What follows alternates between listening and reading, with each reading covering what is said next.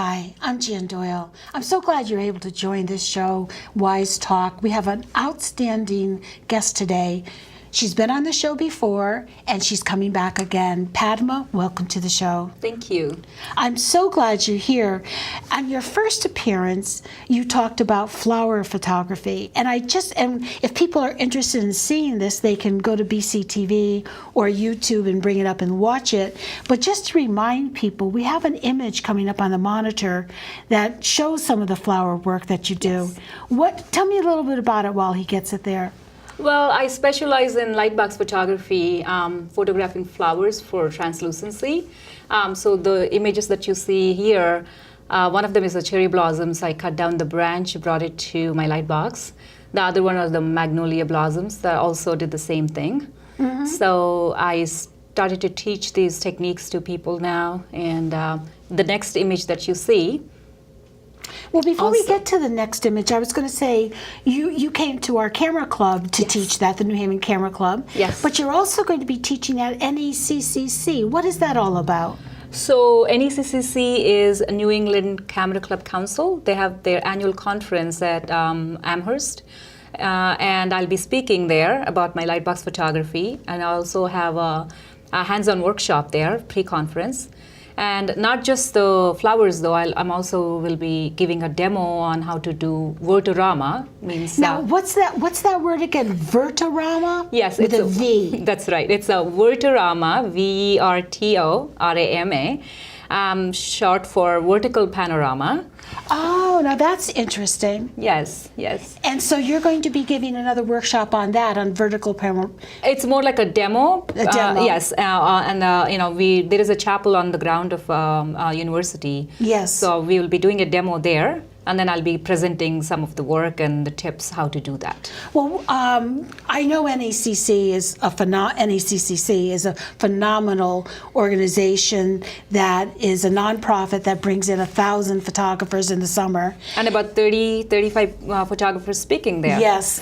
Phenomenal photographers, and I'm really lucky to be part of the team. I've enjoyed going there for basically 100 years. But getting back to this show is going to be concentrating on your architectural photography. That's correct. Now, how did you make the bridge from flowers to architecture? Oh, well, my college, my major was civil engineering and architecture.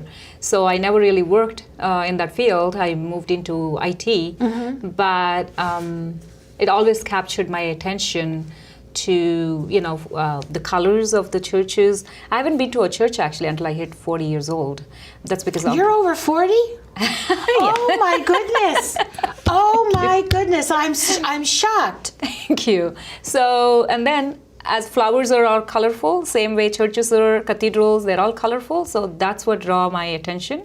And then the details of the architecture, the opulence, the magnificence of them. So. Well, I had a chance to preview your images, and you're absolutely right in your description.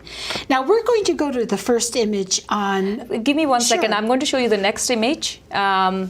So see that one?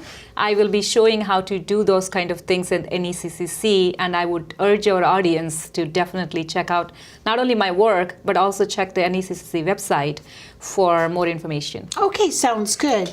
So we're going to go now to an image that you have on the monitor that you told me was a bad image? A bad image. Okay, now why?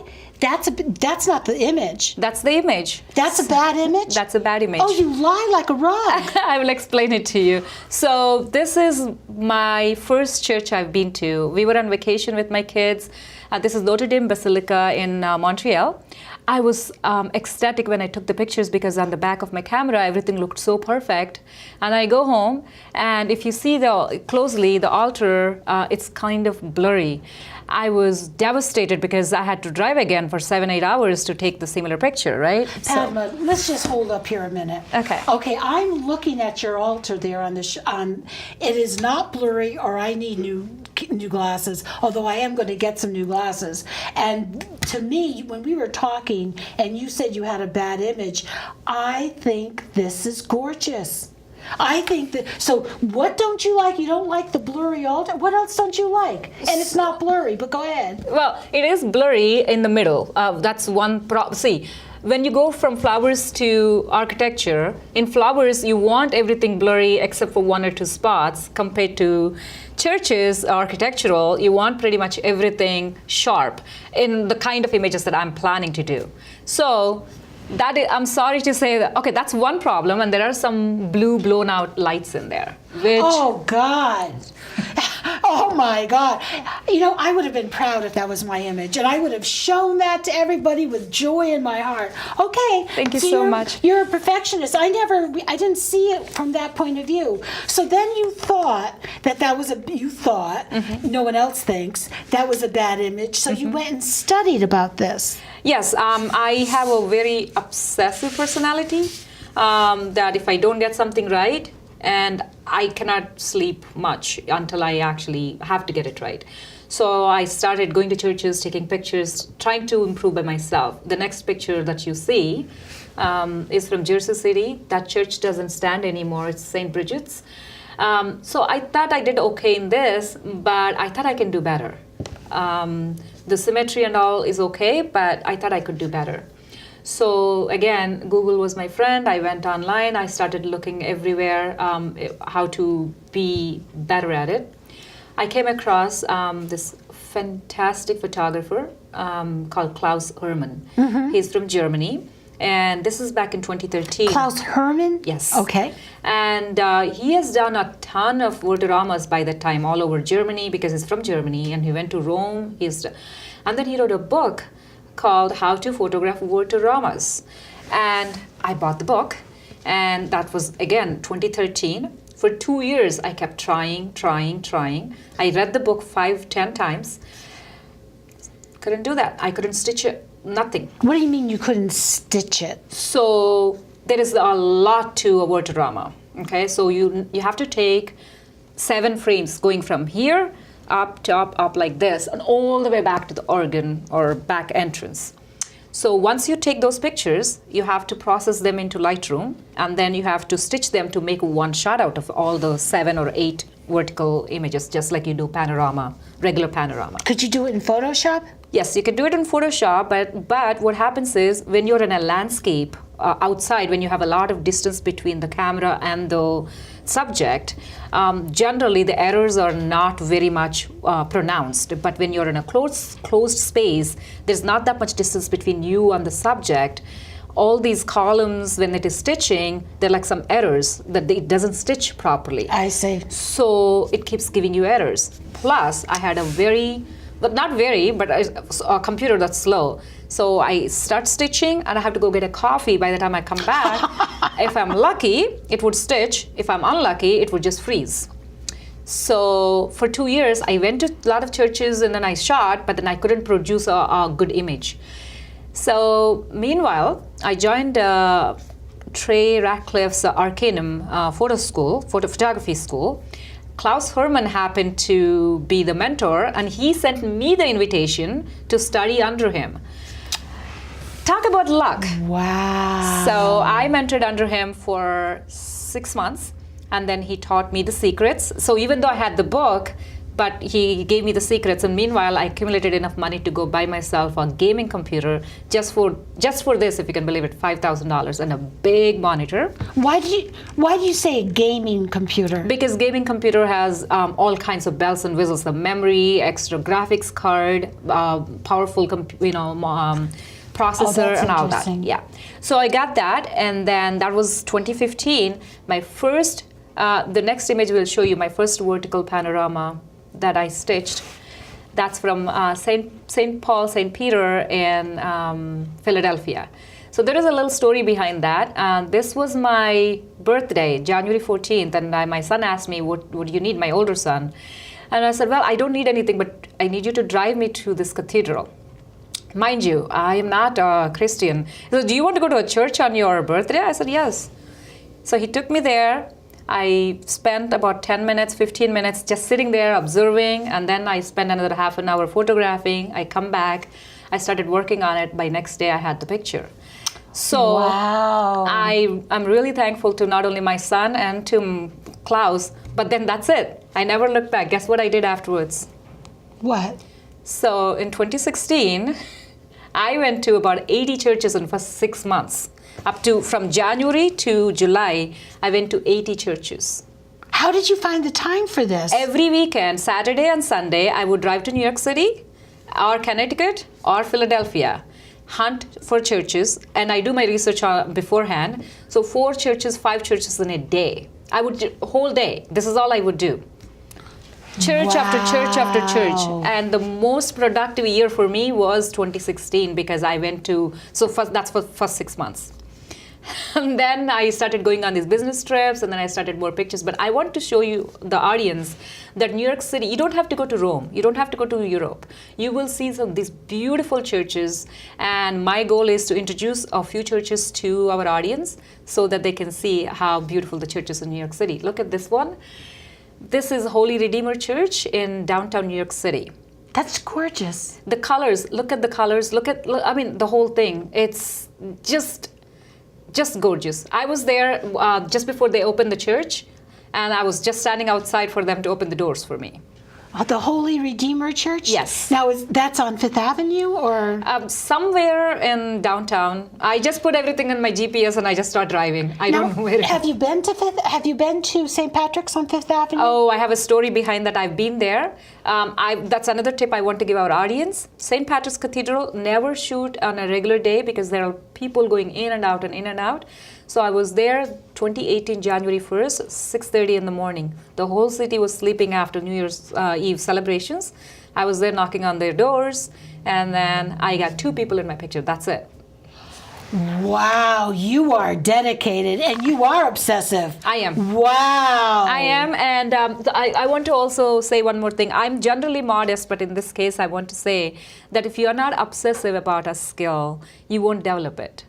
You have to think about it all the time. I bet you know. Yeah, I do. There are some things that are always on my mind. Yeah, so if you don't do that, you cannot. And most of the Christmases that I spent photographing churches, because I don't celebrate it, so I can actually see other people celebrating it by going to various churches. One Christmas, I went to Albany, and I photographed 4 churches. And then another Christmas, I went to Harrisburg, Pennsylvania. I knocked on the door. The priest was very angry with me because he gave a sermon until 12:30, the midnight sermon, and he was getting ready for the next one at 8 o'clock, and then I knocked on his door at 6:30. It's a small church, so he was very angry that I disturbed his sleep. But he opened the door and he told me, go have fun, and then he went back. He was very so, yeah. But you are right about something, that there are some things that I always constantly think about and trying to improve and get better at and read about, because it'll just make it a little bit better. Yes. And that's interesting. And I didn't draw that parallel to what you're doing. So maybe I'm obsessive too. Yes. Yes, I can. Every artist, in my opinion, is obsessive. Every successful artist has to be obsessive, otherwise he or she will not be successful. Isn't that interesting? That's kind of like my real takeaway from this. All right, so now the next image we have coming up is St. Casimir Church. That's in Yonkers. Yonkers has about a few, like 5-6 churches that are absolutely beautiful. I didn't bring all of them in this because we'll be talking about it for the whole day. And the next church is St. Jean, also from New York City. I just want to showcase that you can, if you look at here, it's not the same one. No, it's not the same one, sorry. Okay. And then we have, next one is Co-Cathedral. I have to say, I'm looking at these pictures, and they're all incredible. And my church is the Congregational Church, and they're extremely plain. That's just how the Puritans were. Yeah. But your pictures, there's such beauty in them. There's just such beauty that I'm just not used to seeing. Do you ever take? I realize you're doing the whole image, but do you ever just focus in on certain parts of the image? Yes, I do. So Wordaramas are just not the things that I do. I also take my fisheye lens and then I go do fisheye stuff. And then I sometimes I take my macro lens and then work on little details of any kind of ornate carvings or any special stained glass window, that kind of thing. Stained glass windows are beautiful, yes. But the reason behind I do this kind of work is because if you look at this part here, right, it's just the altar. But then there is so much to a church than just the altar. But I want to showcase the whole thing in one frame. How do I do that? By doing the Wortorama.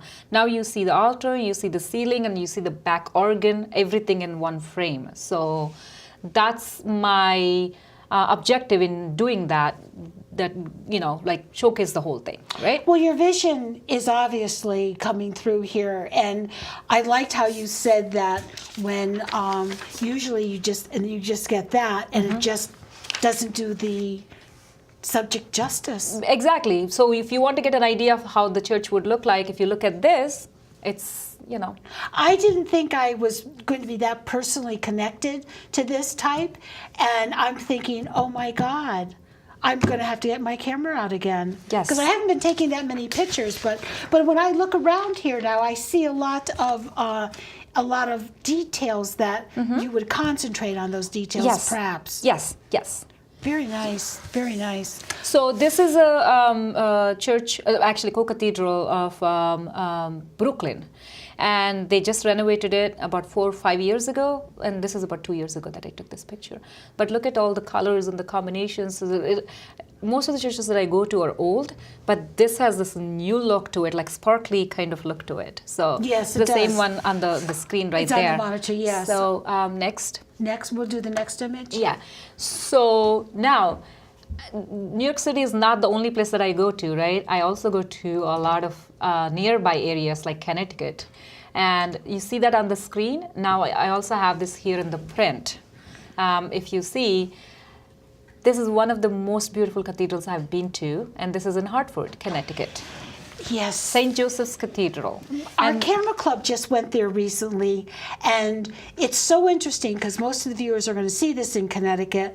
And I like your comment that you've been to 100 churches, and this is one of the most beautiful. Oh, by the way, I've been to 400 in 400? By now, yes. Oh my goodness. Yes. So I'm sorry, I interrupted you. You were saying about St. Joseph's. So look at the windows from floor to the ceiling, and I was actually in the choir loft. So this is another tip that I would like to give your audience, our audience, that if there is somebody in there, custodian of the church, ask them if you can go to the choir loft, because then your perspective changes because you're at a higher level than the eye level. So try to take pictures from every possible angle. You never know what you like, you don't like, but you might not go to that location again and again, so this is the time to go. Yes, that's good advice. Right, and also not just concentrate on the whole image, but I went very close and look at this ornate, the altar.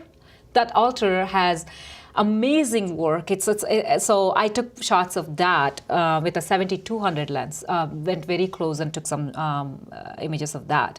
So when you're at a church, try to take your time exploring everything.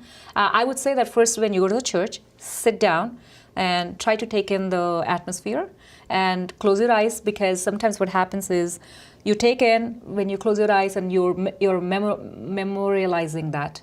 And then when you're in front of your computer and when you're trying to process, you can bring it back. I call it a visual library. Oh, that's interesting. Not my term, but I use it liberally. Visual library is where you build up, just like your library of books, you build up your visuals. And then every now and then you're going to bring it back of your mind to front of your mind. And then you can use that vision to achieve what you want to do in post-processing. Okay, that sounds good. All right, we have another image coming on the monitor. Yes. And that's St. Mary's. And this is also in Connecticut. I forgot the name of the town, but again, look at the ceiling, look at the details. This is what I want to portray. When people see my images, I want them to say, oh, I want to get in my car and drive to that location. I want to see the church. It's gorgeous. That's my objective. It's gorgeous. Thank you. And so the next image will be coming up? Okay, so this is in Bronx, and people tell me not to go to Bronx by myself, not to park my car there unattended. I don't care. I just... You just go. I just go. You didn't have anybody with you? Nope. Wow. So I went there. Again, it was one of the beautiful churches. Well, see, I say that about every church that I go to. One of the most beautiful churches, and I think churches have hearts, and and voices, probably they say, no, make up your mind. It is beautiful. Yes. It is gorgeous. It is beautiful. One of the most beautiful. All right, we have another image coming up. So I want to tell a couple of things that I am not limited to just churches and cathedrals, and I will go to any place that invites me or welcomes me. And so this is one of the examples. This is in Abu Dhabi. It's called Grand Mosque, and so I went there. There were lots of visitors, but then it's some of the area is cordoned off so that I have the place to stand to photograph it. 40,000 people can sit in there. Yes. And the image doesn't do justice. You have to go in there to see it. Now, the director just came into my ear, and he said, when you said that 40,000, he goes, oh my God. We're both amazed. Yes, 40,000 people can sit in that.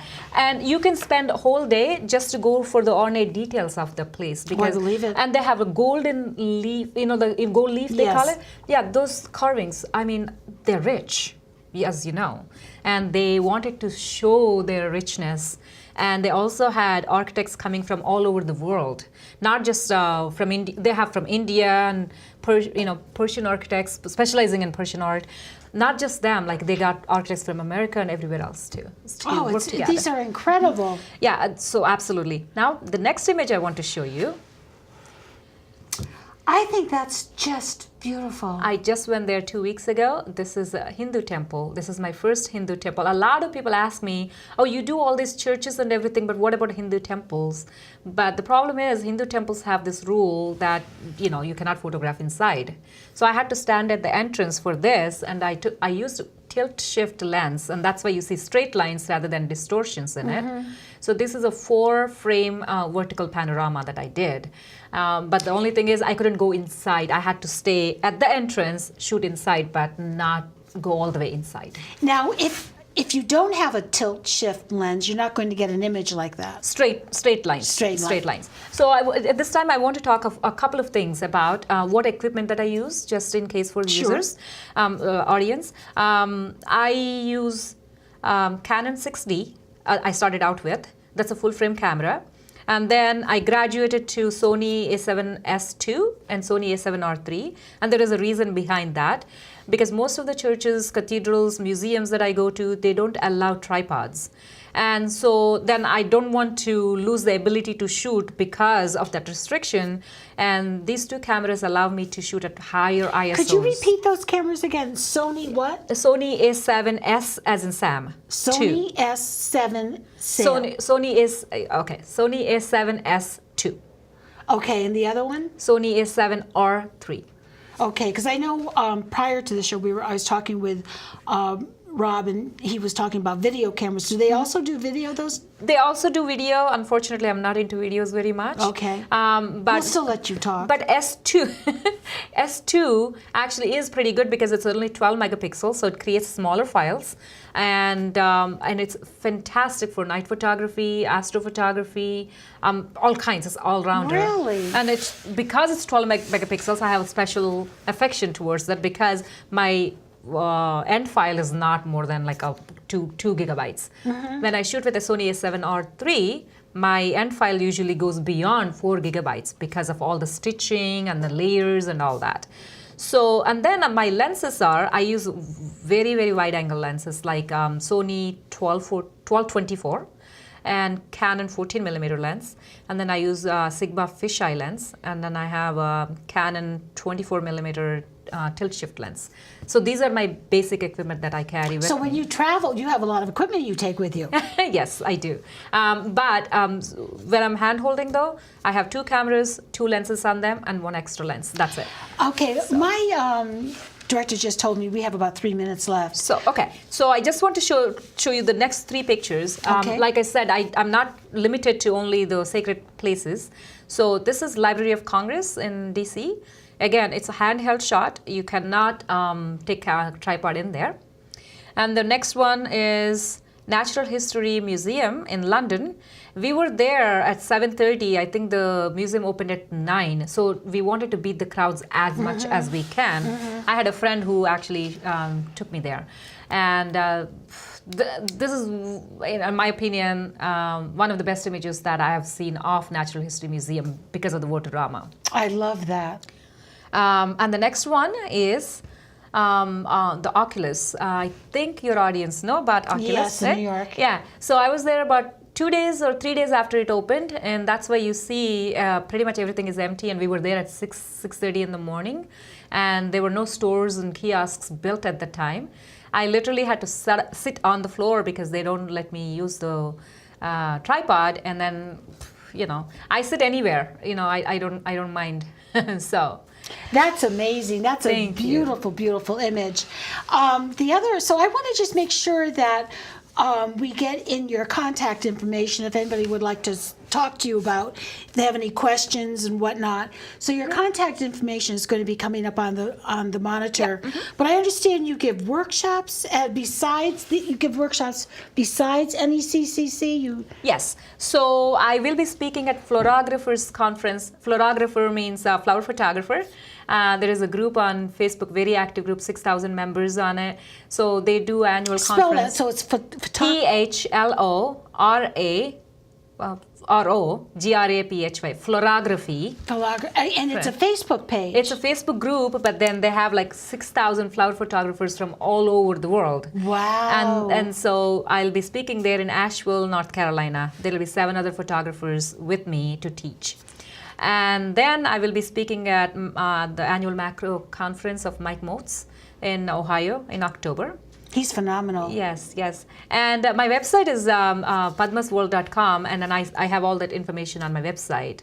But other than that, I'm part of a meetup group, one of the 3 organizers. It's called Adventures in Photography. And we do that in New York, New Jersey, Connecticut, up to New England, up to Massachusetts. Well, you would be phenomenal to study with because the work, I've seen a lot of photos in my day, but your work is stunning, absolutely stunning. Thank and you. You must have won awards with this. Well, I'm not into entering contests or something, but whenever I enter the contest, I do very well. At this point, I'm getting into judging, so I don't think I'll be competing a lot. But I was published. I got a few awards for my flower pictures, and then also this got published in one of the architectural magazines and such. So. Oh, that's interesting. But right now I'm very busy giving workshops in lightbox photography, and you have a day job. I have a day job.